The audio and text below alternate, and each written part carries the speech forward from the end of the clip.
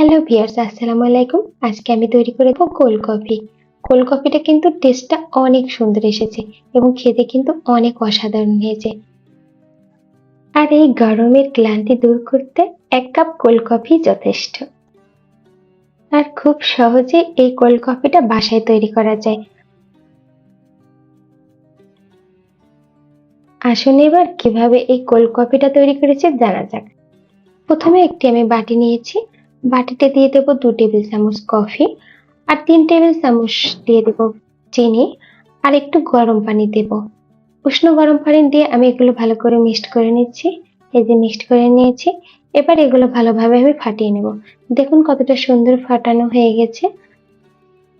এই পর্যায়ে কফি মিশ্রণটা আমি রেখে দেব। এরপর আমি চলে যাব পরবর্তী স্টেপে। এবার আমি একটা ব্লেন্ডার নিয়ে নিচ্ছি।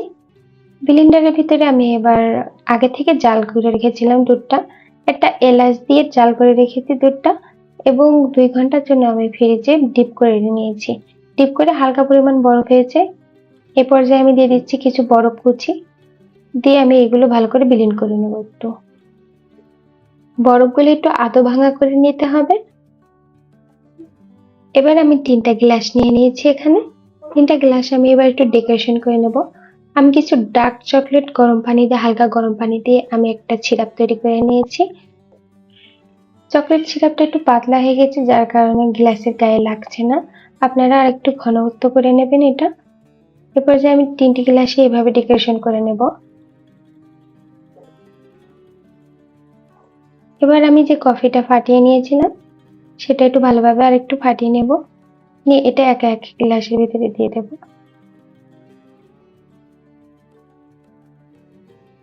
সবটুকু দেওয়া শেষ।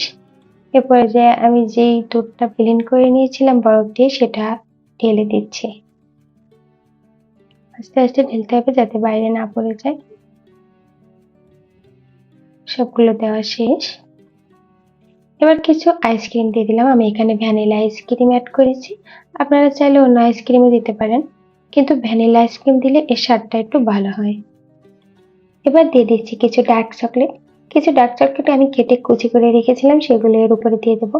চকলেটটা দিলে আরো ফ্লেভারটা অনেকটা ভালো হবে এবং টেস্টি হবে। সব গ্লাসের উপরে আমি এভাবে দিয়ে দেব। সব চকলেটের উপকরণগুলো দেওয়া শেষ। দেখুন লাস্ট পর্যায়ে কফির কালারটা কিন্তু অনেক সুন্দর হয়েছে। খেতে কিন্তু তার থেকে দ্বিগুণ পরিমাণ টেস্ট হয়েছে। আর আমার রেসিপি অনুযায়ী আপনারা যদি এভাবে কফিটি বানিয়ে থাকেন 100% টেস্ট আসবেই। আমরা সাধারণত রেস্টুরেন্টে 1 গ্লাস কফির দাম দিয়ে থাকি 200 থেকে 300 করে। সেই অনুযায়ী কিন্তু আমরা বাসায় এই কফিটা বানাইলে কিন্তু অনেকটা টেস্ট হবে এবং খরচও কমে যাবে। আর এইসব সুন্দর সুন্দর ভিডিও দেখতে হলে কিন্তু আমার পেজে এবং চ্যানেলের পাশে থাকতে হবে। আর পরবর্তী নতুন ভিডিও দেখার জন্য আপনাদেরকে আমন্ত্রণ রইল। আর এত সময় ভিডিওটি দেখার জন্য কিন্তু অসংখ্য অসংখ্য ধন্যবাদ।